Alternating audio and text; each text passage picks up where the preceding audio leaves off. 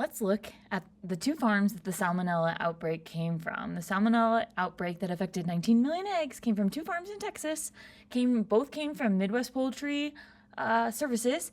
You can actually see both farms on Google Maps. Name of is this a factory farm? And at first glance, it sure looks like it. We have got multiple sheds in a row, and these are very big sheds. So when we take a look here, that is a semi-truck. So we have multiple rows of these giant sheds. I don't really see anywhere that a chicken is going to go outside. And then we have a giant waste lagoon, which is really common with factory farms. When you have this many animals in kind of a confined space, there is going to be a lot of waste from those animals, just by nature of things. And then when we come in, we can actually check the street view. And on the street view, everything else checks out. And if you really haven't seen a factory farm before, looked at one, this is what they look like. These are giant sheds here. Those are feed grain, silos to feed the chickens, but the chickens aren't going outside.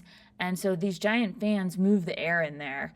And really, when we look at what could cause the higher likelihood of a salmonella outbreak, the fact that it is high density, large flocks, the ability to clean these sheds, the dust and the fecal matter in the air can help lead to these outbreaks, as well as the ability for, other breeding populations like rodents or flies to get in there. And then even the stress of the birds can play into it just because that affects their immune system just like it affects ours. And so, chickens are quite smart.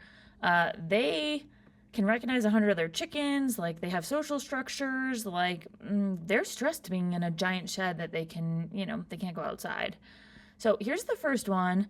Let's look at the second one and see if it's any better.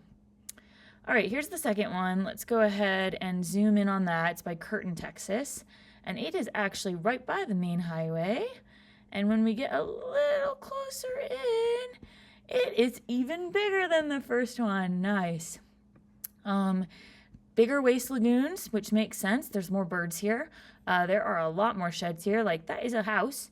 And so there are just thousands and thousands of birds in here. The recall was for 19 million eggs. I think I read that it was for a 30-day period. And a chicken can lay 4 to 6 eggs per week. And so we're talking about hundreds of thousands of birds across these two facilities because it's only two facilities that the recall is coming from. Let's take a look at the street view. I kind of mentioned this earlier, but it's sort of interesting. This is a main highway. I think people don't really think about where all the chickens are, but I think for egg-laying hens, we kill close to 113 million chickens a year in the U.S., and we kill 9 billion chickens a year in the U.S. for broilers, for the meat chickens. So there's two kinds of chickens, for egg laying and then for meat eating. And they're not running around. You're not seeing them on the road, right? They are in sheds. And so you could be on the side of the road and just think that this looks like, I don't know, storage facility, something, right? But this is a factory farm. It is hiding in plain sight. There are those giant fans again, grain silos. I mean, everything about this is a factory farm, unfortunately. This is what it looks like. There are thousands of birds in there and they can't go outside. Okay, let's look at some other examples of factory farms. These are not looking any different than what I was showing you before. Giant sheds, we've got the feed grain silos. There are thousands of birds in there.